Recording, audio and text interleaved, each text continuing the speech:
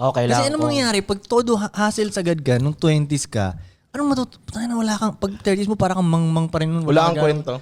Ang alam mo lang, ang galing mo sa pera talaga. Ang galing mo sa pera, pero hindi mo naranasan na yung mga masasayang experience na parang yan. Kunyari, ano bang makakwento kong galing lang, freestyle lang sa utak ko. Kunyari, yung hindi ko sinabing maranasan nyo to, pero yung dati may humabol sa amin, tapos parang medyo siya parang life and death experience. Medyo life and death experience siya eh. Tapos talon-talon kami sa fence, ganyan, tago-tago kami sa mga ganyan, hinaharap kami. O mga ganun shit. Pero hindi ko sinabing dapat maranasan yung ganun. Pero yun, parang ang lupit na kwento yun, di ba? Parang hindi ko malilimutan yung siya na kwento, parang ganun.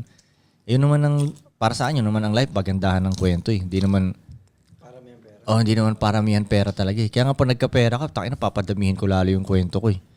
Diba? Di ba magkapera tayo ng malupit? Kwento bibili ako ng kwento ngayon. Okay, experiencein natin to para may makwento. Tama. Yun ang para sa akin, yung pera.